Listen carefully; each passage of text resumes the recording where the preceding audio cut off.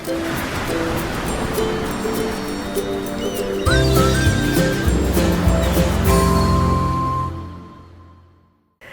there, this is Allison with Let's Go Travel Tips. Today we have so much to talk about again. It's cancellation day. We've got COVID health protocols for sailings from the US and Canada, as well as sailings from the UK and sailings from Europe. And I've got lots of updates from all of you. I just wanted to add a little programming note here really quick. The other day I mentioned about my video that is going to tell you all about the excursions that we're going to take on our upcoming Mediterranean cruise. That's what I was going to be doing right now, but then we've had so much other information come in, and with these updates I think that's more important for today, but I am going to plan on that one for tomorrow.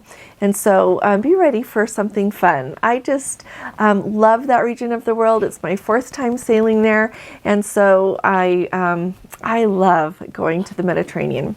So anyway, first of all, I would like to welcome all of our Let's Go family members. It is just wonderful to be with you all, and I really appreciate everything that you all share with our whole Let's Go family, because I know that it helps so many people, so thank you.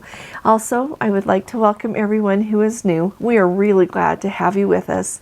In fact, we've been waiting for you, so we're glad you came. I also want to invite anyone who hasn't subscribed yet to please subscribe to our channel. We do everything to keep you up to date with everything that you really need to know that you've got to do in order to go on a cruise, as well as helpful information, like I was saying, for excursions and just everything that is really handy to know to cruise right now and to be ready to go. So, and even if you just like to think about cruising, this is the place for you. So first of all, it is cancellation day. We have got a cruise canceled out of Australia. Now, this is the cruise that I mentioned on Monday. Our Let's Go family member on Sunday emailed me that their cruise had been canceled out of Australia, but she didn't say which one it was. And then one of you was so very kind to send me the information about it. And so it is a September 3rd, 2022 sailing out of Sydney, and it was set to go to Hawaii, Tahiti, as well as a South Pacific crossing. And the way this cruise was working, it cancels another one along with it. So it was going to depart from Sydney on September 3rd and then go over to Brisbane, Australia, and pick up more passengers on the 5th, and then proceed with the rest of the cruise. And so both of those sailings have been canceled. As they always do, Princess is offering the option that you can move across just to another equivalent cruise, as they call it, and then you just move everything over. And if that new equivalent cruise costs more, you still get it for the price that you had already paid, which is awesome, I think, if you have to have a cruise canceled. But then they will also let you just get a refund if you want of all of your money, or if you want to, you can have a future cruise credit of the fare portion that you paid. Whenever you do that, they give you a refund of like your taxes and port fees, and if you've booked excursions, all of that just automatically goes back to the way that you paid for it. And so as far as what you've got to look at for the replacement cruises on this, they've got on April 30th of 2023 going out of Sydney, the Hawaii, Tahiti, and South Pacific crossing. And then also on September 16th of 2023, they've got that one as well. But that one is round trip out of Auckland. The other one was round trip out of Sydney, like the one that was canceled. And then they are also offering one September 20th of 2023 round trip out of Sydney, and one March 26th of 2024 round trip out of Sydney. And so, and did I tell you this is on the Coral Princess?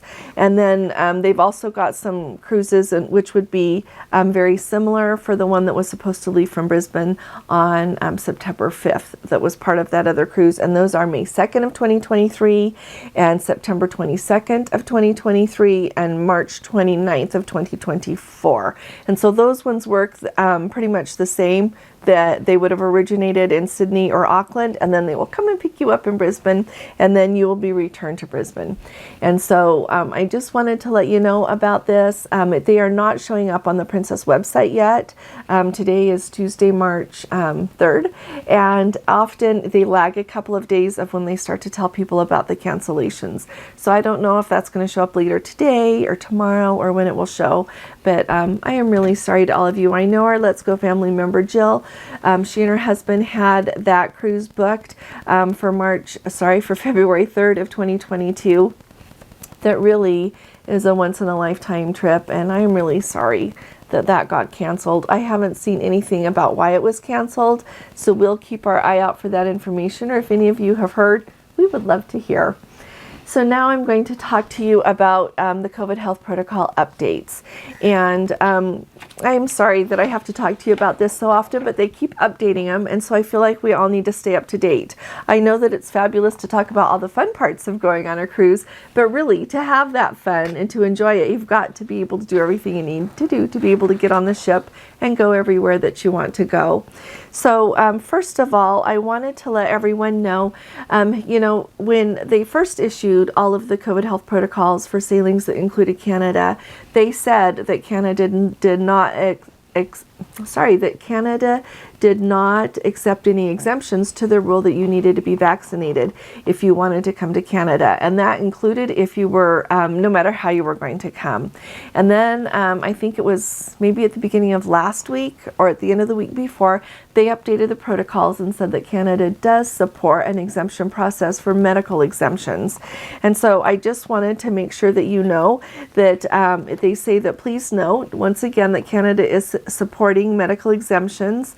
And if you want to be able, and that requires for all cruises beginning or ending in Canada or calling in a Canadian port. And so at least 95% of the guests on board need to be vaccinated. And so if you fall into that category, and that applies to everyone 12 and older, so if you don't have an exemption yet, you better ask for one. I like to think that everybody who needs one has applied for one, but if you haven't, make sure that you go ahead and get one. The other thing that I think is really, and you know what, you call 1-800-PRINCESS for that, or if you, they are just allowing a few number of exemptions, so call Princess. And then I want to make sure once again that everybody knows that for all voyages that begin in Canada, you need to do your antigen test within 2 days, and your PCR test, if you're doing that, it needs to be within 72 hours. It doesn't say 3 days, it says 72 hours. And so I would pay attention to that. Alrighty, and then once again, the reminder that if you are going to go on a cruise tour there in Alaska before or after your cruise, you don't have to be tested for a cruise tour. And when you get done, if you do the land tour first, you can, Princess will take care of getting the test for you to be able to board the ship. So let me tell you what it says. It says guests do not need to be tested prior to a land tour. We will facilitate and cover the cost of testing for these guests towards the end of the land tour prior to their embarkation, and no testing is required for disembarkation in Vancouver. So the only time you would be needed to be tested upon disembarkation in Vancouver is if you need a test to return to your home country. So keep that in mind. I wanted to make that really clear. The other really big difference, the whole section here that they have added to the voyages that include Canada. So if you leave from Canada, you return to Canada, or you call at any Canadian port, this applies to you. It says, in addition to your health questionnaire, which you do on the Medallion Class app, within 72 hours of embarkation, the Canadian government requires that all guests, including Canadian guests, Canadian residents, they have to sign in to the ArriveCan app, and you can do it on the computer or download it on your phone, and you have to enter your proof of vaccination and your travel information, and they also ask for a copy of your passport. And it says you will receive an ArriveCan receipt. Once you submit this information, please bring a digital copy of the email or print your receipt to bring with you when you travel. So that is required for everybody. And I hope that Dale, I hope you're listening today. He was on our live last night when we were talking about this. And yes, even if you're a Canadian citizen, you have to do it. And I know if you are leaving round trip out of Seattle or something, and you're not going to be calling at a port in Canada for like 5 days, you have to just enter the date of your embarkation on the ship, okay? And then if you have to update it later. I also wanted to share with you, we've got our amazing Let's Go family member Vera, and she right now is on the Discovery Princess on a 5-day coastal from Los Angeles to Vancouver. And boy, do I appreciate what she shared. First of all, she said that there are 2,200 passengers on this sailing, so it's nowhere near capacity. She's enjoying all the beautiful ship, all of the staff and the activities. Duval is the cruise director, and he is amazing. He is fabulous.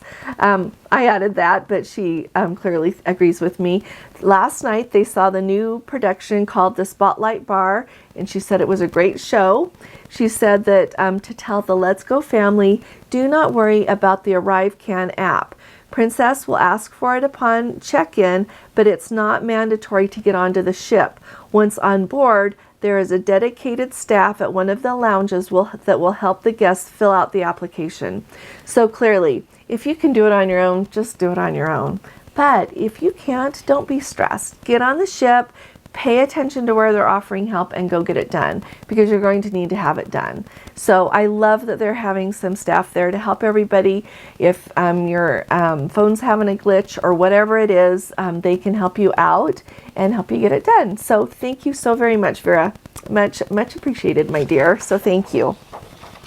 We're going to move on to what the protocol updates are for sailings from Europe and sailings from the United Kingdom. I'm going to do them separately because there are 2 different testing windows that are required for the different sailings, okay? And I think sometimes people get mixed up about that. And so they maintain the really important language here. It says for European cruises that are departing on or after May 7th, the definition of fully vaccinated is at least 14 days prior to completion of a primary vaccine series. So you need to have that done before you board, at least 14 days out. And you have to be, if it's been more than 270 days or 9 months since you received your original vaccine, you've got to have a booster.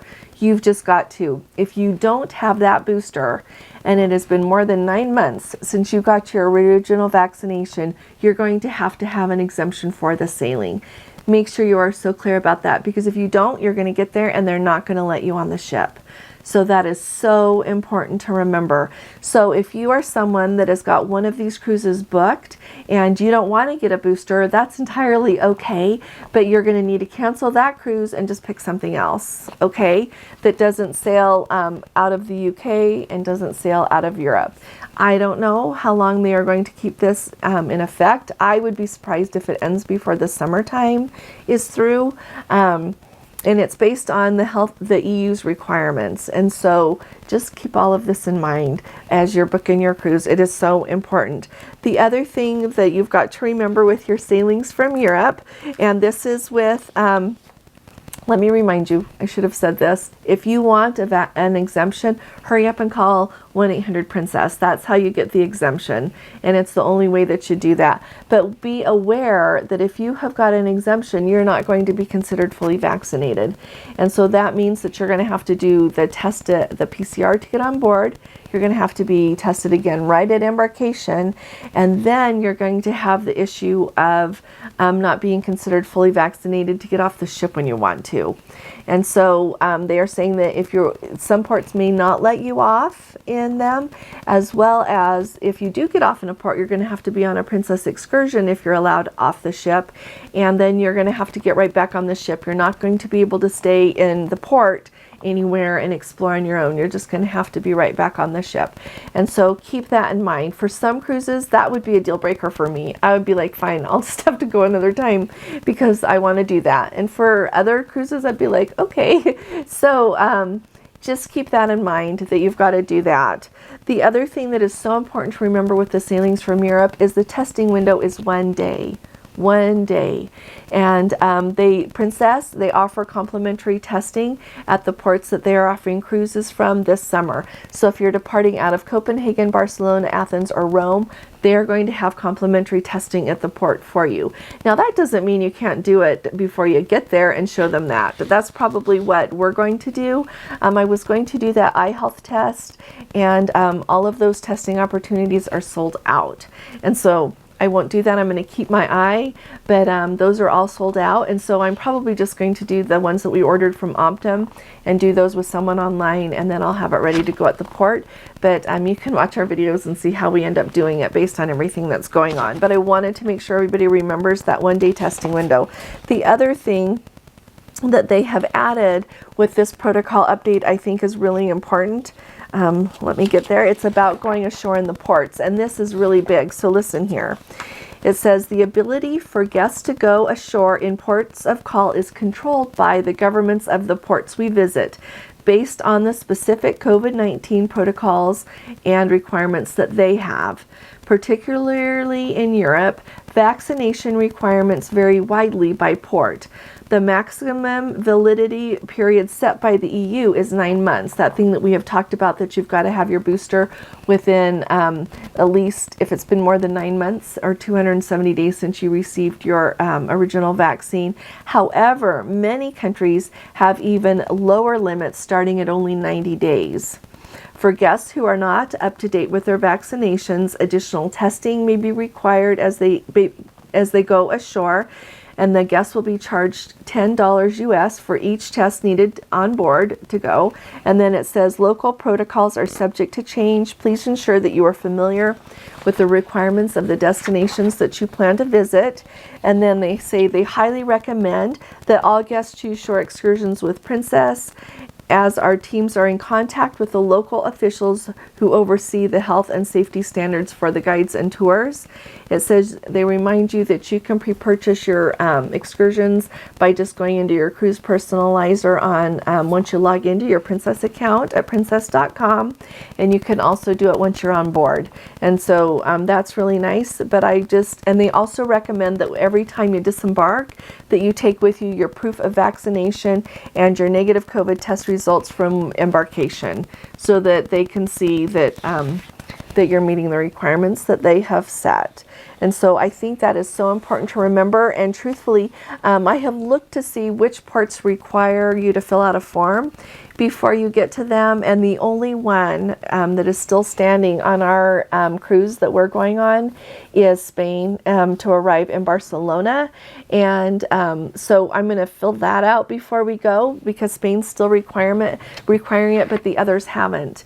They don't have any forms you've got to fill out, but I need to check and see what their vaccination requirements are. We're going to get the 6-month window for us is May 11th, and so one day next week we're going to get our second booster, just because we want to make sure that we've got that extra immunity. But we already have our first booster, so we would be considered fully vaccinated to enter all of the ports. And so just look at it that way to know what you can do, and if you think of that. The sailings from the United Kingdom are very similar. You've got to have that booster, or else you need to have an exemption. And the difference with them is their testing window. And so let me see here. The testing window is if you're vaccinated and you're okay with, you're within that 9-month window, but you don't have a booster, you get to have 2 days for your antigen test or 3 days for a PCR test. If you've gotten your vaccines plus you've got your booster, you can do your antigen within 3 days and your PCR within 3 days. And if you're not vaccinated, you've got an exemption. You've got that 3 days for your PCR test. And they know that this is hard, so departures from the port there in Southampton, they are charging $60 US for a test there at the terminal. And so I think that's handy dandy if you're going to be traveling and you don't want to take the test that you buy from Optum or eMed. That's a really slick way to be tested. Now, on the wording for the being able to go ashore there in the United Kingdom, they just highly recommend that everybody does everything that I just told you for the sailings from Europe. So they remind you that some ports have a shorter window than the 9 months that the EU allows. Sometimes it's going to be shorter. If you have to have more testing, it's still going to be $10 US. And so make sure that you check with everywhere that you're going so that you have an idea, or else have your booster so that you don't have to worry about it. because if you're just vaccinated and you're within the 9-month window, but you go somewhere that is the 90-day window, then you'll probably have to be tested more, or maybe they won't let you off the ship. So I'm really anxious to hear from any of you who are on any of those cruises. Today is May 3rd, it's Tuesday, and for the sailings in the UK and Europe, those updates were dated today. And so as we roll forward, I'm really anxious to hear what all of you are saying about that. So now this is just a handy thing to know if you are sailing. Our Let's Go family members, Alam and Kim, they are up sailing on Royal Caribbean up in Alaska right now, but he was so kind to send me this update. He was telling me how much he enjoys the T-Mobile phone plan that they've got because they cruise often, they travel a lot. And so he sent me the link here, and it's called their Magenta plan with T-Mobile. You get unlimited texting and data in 210 countries and destinations. No international roaming charges, no setup. It just arrives the moment you arrive. And he said it really is that smooth. It really does work right when you arrive. And if for some reason you've got an emergency and you need to call using the actual phone, it's 25 cents a minute. And you can talk pretty quick and cover a lot in a few minutes. And so that wouldn't be horribly expensive. So if any of you are looking for a phone plan and this would be helpful, I just thought I would let you know about it. Like I said, it's got 210 different countries. I'll put the link for it underneath this video. And when you go to that link, it lets you enter the country that you're going to visit, and it will tell you if it's covered. And they've been all over the place. They've been like to the Middle East, they've been to like Asia, they've been all over, and they have never come across a country that they have visited that wasn't covered. And so I think it has excellent coverage. So I just wanted to let you know about this so that you have got something to think about, because it's really important to consider how you are going to be in touch with people when you're gone, because you've got to have somehow. I know some people are comfortable. I'm not comfortable being completely out of touch, simply because I've got 4 children. They're all married and have families, and they are the dearest things to me, as well as my mom and sisters. Just if somebody really needs something, they can get a hold of me, and they don't pester me. So it's not like I have to worry about that. And so just keep in mind, take a look at your phone plan, see what you need to do, especially if you're traveling abroad, and even if you're going to Canada, like, know what's going on with your phone. So that's that. The next thing that I wanted to make sure, oh, and you know what else I wanted to tell you with that free data, just keep in mind you can FaceTime, or I don't know what they call it with Android phones, but they've got it too. So if you can use data and do that and talk to people as long as you want or need. So just pointing that out. Now, the other day, just yesterday, I talked to you about global entry. I still love global entry, but I have more information on the whole topic now, thanks to a couple of Let's Go family members. So first of all, Faye, she lives in Canada. She's a Canadian citizen, and she said that she found out that Canadian residents are eligible for global entry benefits through the membership of the Nexus program. And I told you about that yesterday. So just go back and look at my video about Nexus there yesterday. And it says if you're under the age of 18, of course, you've got to have your parents' consent to do that. Yeah, absolutely. But that goes without saying. But just make sure that if you are in Canada and you want to access those benefits, take a look, okay?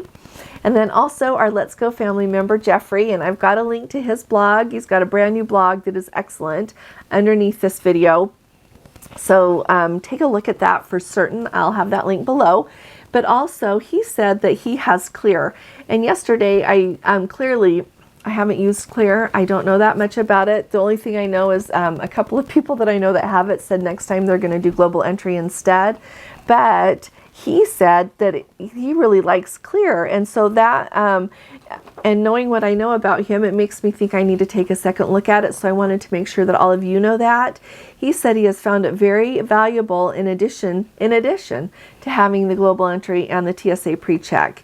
He said he has found Clear to be useful for domestic travel. For instance, on a recent flight from MCO. Is that Orlando? I think so. And to Fort Lauderdale, the TSA pre-line wait was like 70 minutes, and the clear wait was 2 minutes. And so that is huge. And you know, I'm noticing there are more and more people in the pre-check line, and I don't know why. It used to be that the pre-check line always moved really quick. When we first started doing this, and then even before we got the global entry, we did the TSA pre-check, and it was always really quick. But there are a lot more people in the TSA pre-check line than there used to be. He also said that the Clear has mobile transport, and some ports use that, mobile passport, and that some ports use that. Port of Everglades sometimes does, but lately has been putting everyone in the facial recognition line. And so I'm going to take another look at Clear and see if I think that that would be really good to add to what we do. I guess in the long run, you kind of have to weigh the thing of like, how much do I travel? And how much do I want to spend on things like that? And so I think that I will probably study more about Clear, find out about it. If you would like me to share that with you, put it in the comments below and I will. Otherwise, I'll just learn about it for us. But, and then I'll kind of see how things go maybe a little bit as we travel so much more again after COVID's happened. And so thought I'd let you know about that. And then I've got one more thing to tell you about global entry. And I'm sorry I don't know this Let's Go family member's name with what they use for their name. But she said that it's really helpful. I think it's a she from her little picture. It has global entry card. She has found it really helpful even to fly domestically. She said on her most recent cruise, the flights were booked using Royal Caribbean's program. Those flights and tickets did not show that she had pre-check.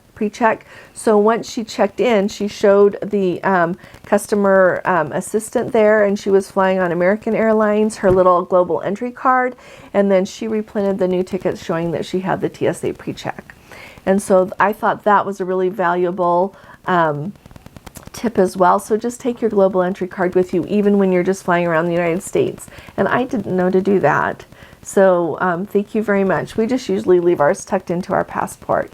So thank you for telling us that. And it also reminded me, you know, when you book your cruises, and I can't say I have not booked flights through Royal Caribbean's program, but I would think it would work. Whenever we book flights through Princess Easy Air, once those flights are ticketed, you can go ahead and enter the flight information, like the you know, they give you like a booking number and then you've got your flight number.